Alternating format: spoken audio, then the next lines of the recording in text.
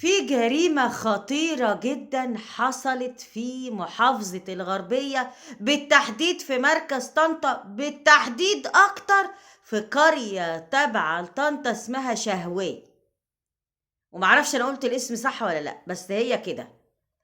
ولد قتل أخته في نهار رمضان لمّا شافها في وضع مش محترم مع خطيبها.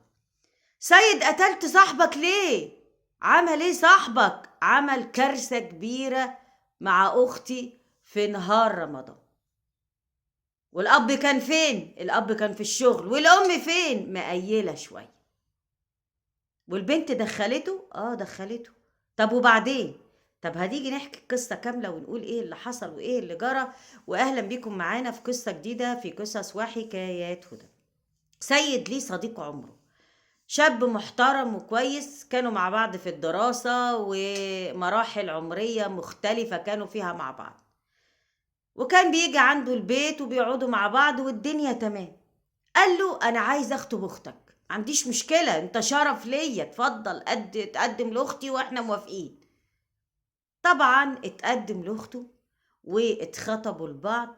وكالعادة يا سادة دايما الخطيب بيجي عند خطيبته يقعدوا شوية، ومن أكبر الغلطات اللي احنا بنعملها إن نبقى قاعدين كلنا بناكل واقعدي انتي وخطيبك في أوضة الصالون، سيبوهم مع بعض يفهموا بعض ويقعدوا مع بعض ويشرحوا مع بعض كده وجهات نظرهم لبعض.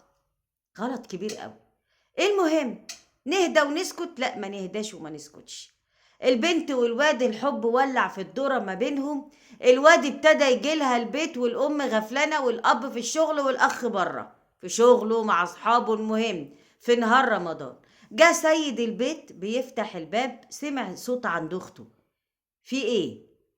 وإيه الصوت ده؟ دخل على أخته، لقى الباب مقفول. خبط عليها، أخدت وقت عبال ما فتحت. وبعدين لما فتحت لقاها مش مهندمة في نفسها كده، فاتحة الشباك ليه تقريبا، وده هقولهولكوا بعدين. المهم فتحت الشباك، وفي ايه يا بت في ايه؟ دخل الأوضة يفتش، لقى خطيبها مستخبي جوه الأوضة. انت بتعمل ايه هنا؟ انت عملتوا ايه في نهار رمضان؟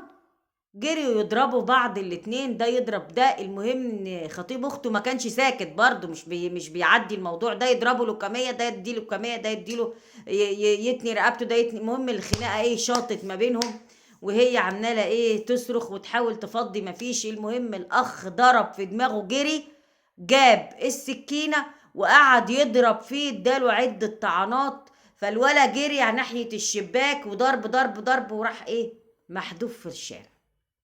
الاهالي اتلموا، ده مين ده مضروب يا ولاد؟ ده واقع من عند فلان هنا، ده مطعون هنا، ده فيه هنا. جريوا اتصلوا بالشرطة وتم القبض على سيد اللي اعترف بكل اللي انا قلت عليه ده. طبعا الاب ما يعرفش حاجة، والام صحيت على الهيصة بعد ما الولا وقع في الشارع كمان. حكى ان هو صديق عمره، بس غدر بيه وراح لاخته وعملوا الكارثة.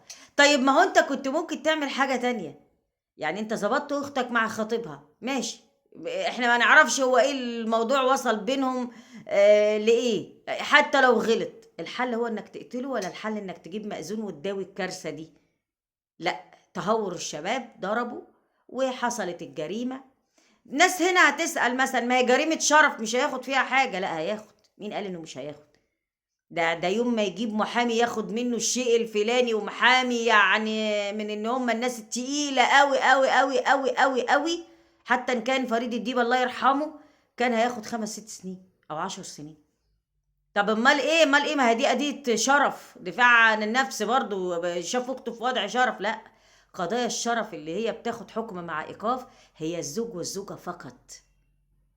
الزوج والزوجة فقط. واحد دخل لقى مراته مع عشيقها، انفعل ضرب مراته وضرب عشيقها، بياخد حكم مع ايقاف، لان ده القاضي بيقدر ان ساعة انفعال من هول الصدمة او من الموقف اللي شافه فده رد فعل.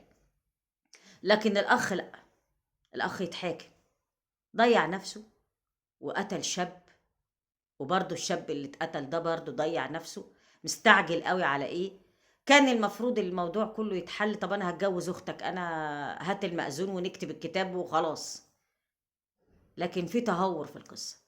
شكرا لكم وشكرا لحبايبي متابعين قصص وحكايات هدى، وانتظرونا تاني في قصة جديدة في قصص وحكايات هدى.